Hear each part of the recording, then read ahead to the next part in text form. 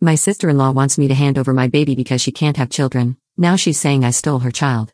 I, 36F, have been married to my husband for over 10 years, and he has a sister. Let's call her Sophia. There has always been some jealousy and resentment from Sophia.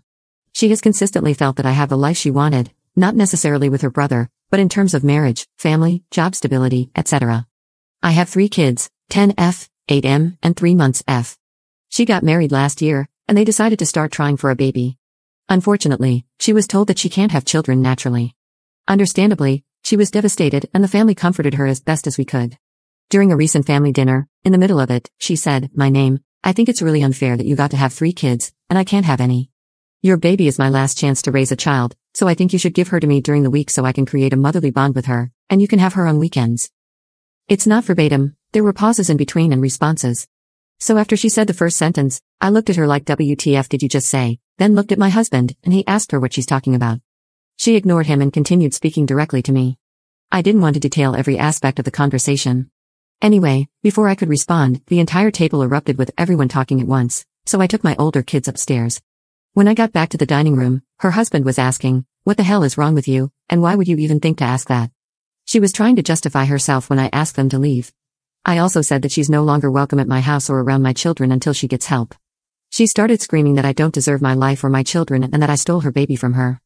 Her husband and my mother-in-law kept apologizing and dragged her out of the house, still crying and screaming. Now, my kids want to know why their aunt wants to take the baby. Update 1. So, my sister-in-law has been admitted to a psychiatric facility. In the comments of my previous post, I mentioned that her husband was seeking counseling for them to deal with infertility prior to this incident. After the incident, he sought out a psychiatrist rather than a counselor, and they had their first session last week. I didn't get the specifics of what happened, but basically, she made some statements that the psychiatrist felt indicated she was a danger to others, specifically my baby and me, and she was placed under an involuntary hold. My brother-in-law has been nothing but apologetic throughout this entire ordeal, and he kept her away from us since the incident. Our mother-in-law was staying with them to keep an eye on my sister-in-law, and a couple things happened. First, she tried to leave the house in the middle of the night, and when questioned why, she said it was to see her baby. Then, my brother-in-law found her researching how to induce lactation, and she said it was to make sure she could feed the baby properly when I come to my senses and give her up. I'm grateful for all the advice that was offered on my last post, as some of it was really helpful. We won't be moving, as it's not feasible for us at the moment, but we have taken extra steps with security both at home and at the kids' school and daycare. We already have a security system and cameras because there has been a trend of house break-ins in our area lately. No one has the code or keys to our house, not even the in-laws, so we're safe on that front. Unfortunately, a restraining order won't happen because it will take a lot more than this to justify requesting one. We've never relied on her for childcare or pickups, so she's essentially a stranger to the daycare and school.